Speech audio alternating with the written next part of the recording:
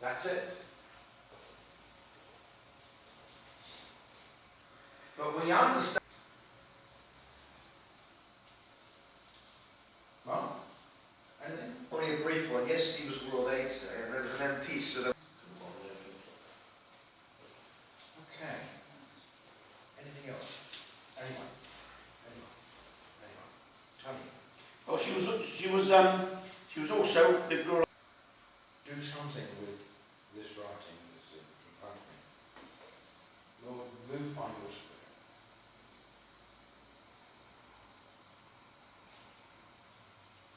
In Jesus' name.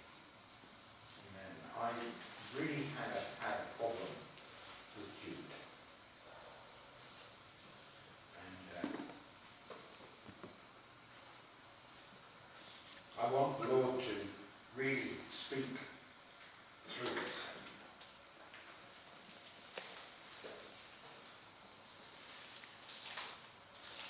The second part of the Epistle of Jude. Can you read, please, for me, Jude 1, 10 and 11, please, Gary. Jude 1, 10 and 11.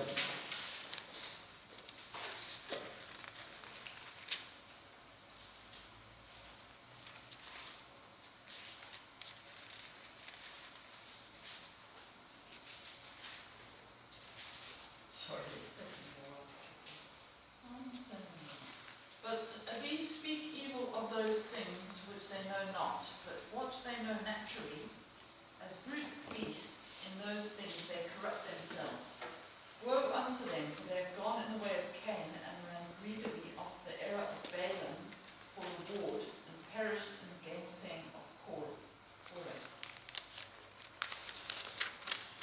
We mentioned last time the false and corrupt teachers. But Jude goes on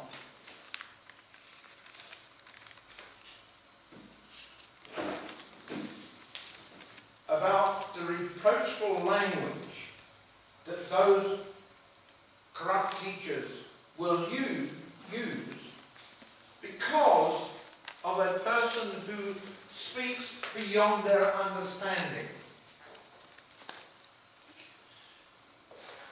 Please understand, basically they do not understand Scripture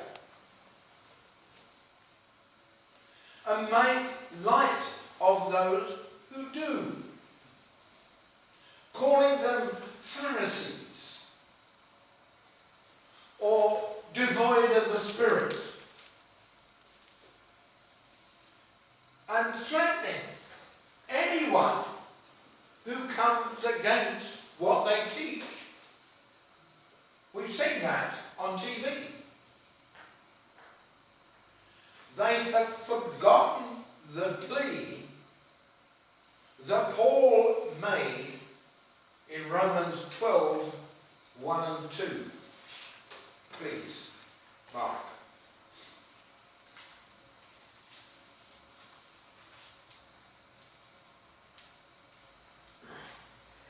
I beseech you, therefore, brethren, by the mercies of God, that you present your bodies a living sacrifice, holy, acceptable unto God, which is your reasonable service.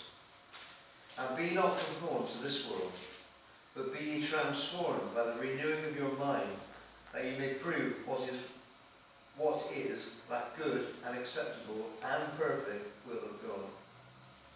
In fact, they do not understand.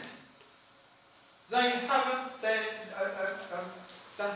had their mind renewed. And they're still working in the old system. Jude maintains their knowledge was confined to fleshly things. They had no idea of the deeper meanings of Scripture, against which they used the language of disgust. regretfully. I say that to shame. It's a shame that there are multitudes of such men in the world. They do not understand holiness, and all they can do is scoff. Their knowledge is confined to the subject of fleshly indulgence, and their total intelligence in that respect is employed only to corrupt and destroy themselves. When we see a well-known preacher waxing forth that the gospel should attract money, we can understand that they live solely for fleshly indulgence and seek deeper or sink deeper and deeper into fleshly gratifications. Jude says, woe unto these. We could say they are to be pitied, because we know their end. He actually gives 3 examples of sins committed by modern preachers. Remember, Jude had the same problem in his day, and his letter is as up to date. In other words, we've got the same problems that Jude experienced 2,000 years ago in the church today.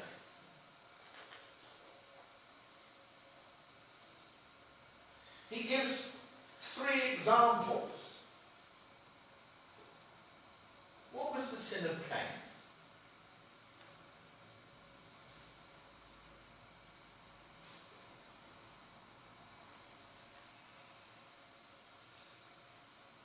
When you think about it,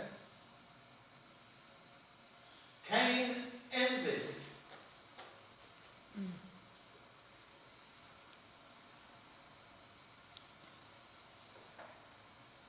God was pleased with Abel's sacrifice, wasn't he?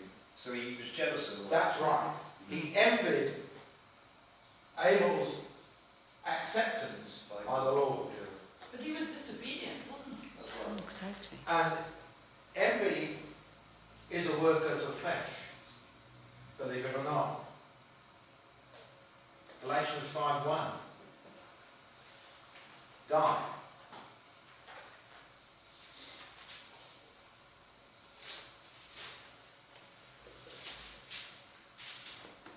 Stand fast, therefore, in the liberty by which Christ has made us free, and do not be entangled again with the yoke of bondage.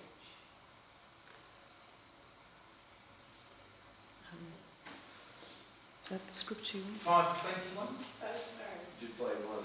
Sorry. No. Envy, murderers, drunkenness. That's the point. Envyings, which is a work of the flesh.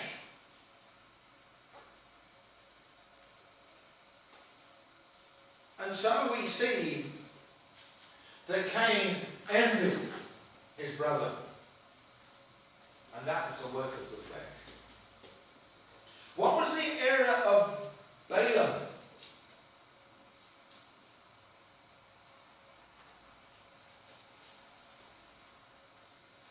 What did Balaam do?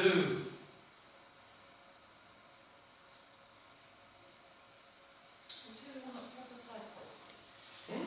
Yeah, prophesy, yeah. Why did he prophesy falsely? Why did he So if it prophesy? was to please the other people, please the other people. To gain money. Mm. He was covetousness, or had an immoderate love of money. Yeah? 2 Peter 2:15, please, Nancy. 2 Peter 2:15.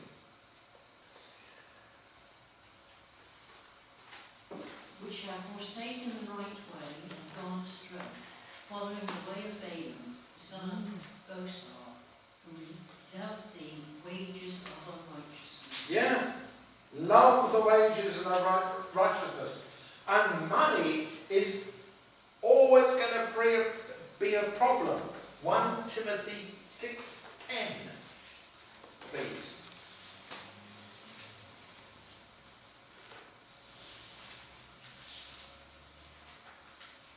Getting there, I've got to do 2 Timothy. 1 Timothy 6:10. Pages of terms. If I did not, it's just as a new Bible. I'm turning my old one pages falling out. I don't like to do that. 6:10. Yeah. You bear with me. 6:10. Okay. For God is not unrighteous. No, 1 Timothy 6:10. Nor use it the best that you can. 1 Timothy 6:10.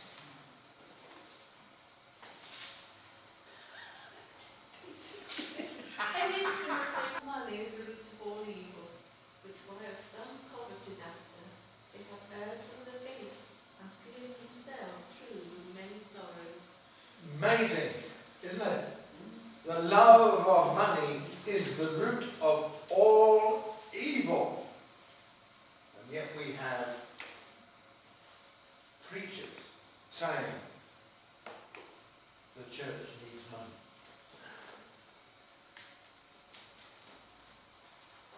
The false teachers are addicted to an insatiable love of money. And it is a sin that excludes many from heaven. I remember some years ago, I was teaching 35 pastors in the Harare Theological College. And I said, whatever you do not teach people to tithe. One guy said, excuse me, sir, how will we make our money? And I said to him, you are a hireling. You're only in it for the money.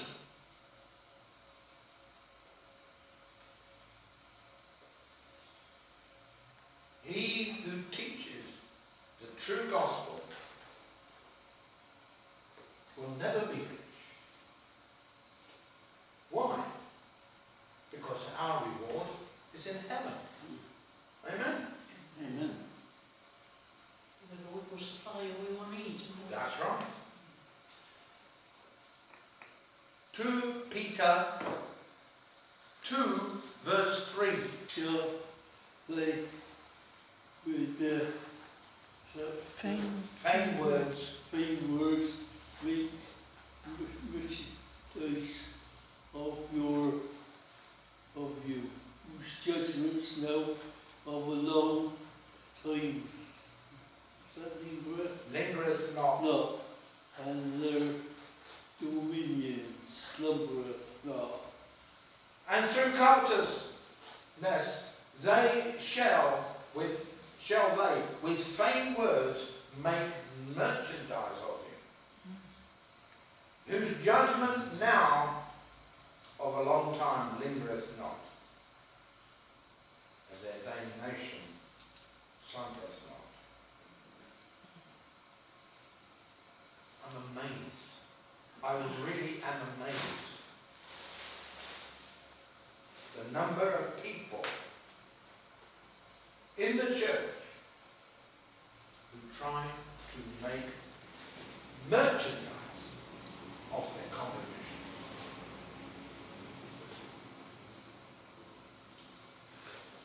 The talk of money is dishonouring to religion. I once heard a guy who said, God needs money because the church has to be built. And yet the scripture says, I will build my church, and the gates of hell shall not prevail against it. And it says, seek ye first the kingdom of God. and That's all right. these things. And then all these things will be added unto you. What was the sin of Korah?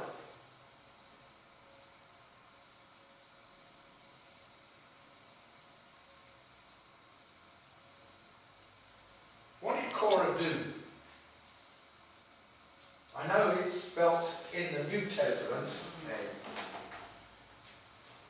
C-O-R-E, but in the Old Testament it's spelt like that.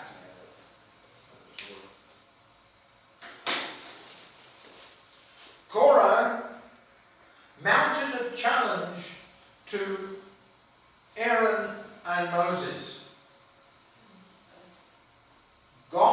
God demonstrated who he had chosen, and Korah and those with him perished terribly. They really did. I must admit, I've been through a number of church splits. Most of them were caused by a difference of opinion. Occasionally, there is a split which is caused by a man thinking he can do the job better than the man who God has called. In my experience in Zimbabwe, I can assure you, the people who broke away always die.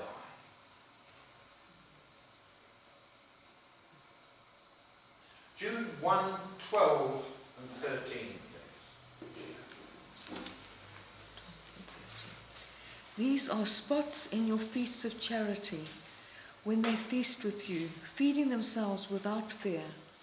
Clouds they are without water, carried about of winds, trees whose fruit withereth, without fruit, twice dead, plucked up by the roots, raging waves of the sea, foaming out their own shame, wandering stars, to whom is reserved the blackness of darkness forever. Jude, writing under the influence of the Holy Spirit, gives a terrible explanation of what they are. He says, they're spots in your feast of charity when they feast with you. They feed themselves without fear. From that, it would appear that they are still in fellowship with the true church. Yet they have nothing of value. As Jude says, they are clouds without water, carried by the wind. We know the reign of the Holy Spirit is a cloud carried by a cloud of blessing. But they are clouds without water. They are trees whose fruit withers. disease. I have a number of trees, fruit trees in my garden. And I must admit, when they first start to form fruit, if they are diseased, they fall off. There's no fruit.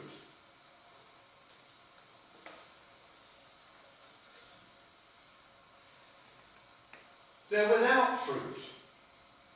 Twice dead. They were alive once.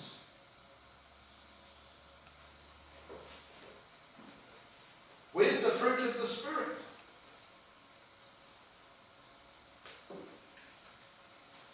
But they, by their adherence to things that are of the flesh, are dead. In other words, twice dead. Plucked up by the roots, raging waves of the sea, foaming out their own shame, wandering stars. And it concludes with, to whom is reserved the blackness of darkness forever. In other words, they were going headlong into that outer darkness where there is a wailing and weeping and gnashing of teeth. Matthew 22:13, please. Tony.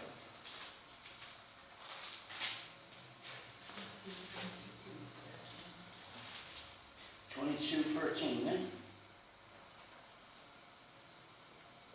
Yeah. Then the king said to the servants, bind him hand and foot, take him away, and cast him into outer darkness. There will be weeping and gnashing of teeth. Terrible. It really is terrible. Because in Matthew 22, that person had the appearance of someone who was saved. But he got into the wedding feast and he didn't have the wedding garment.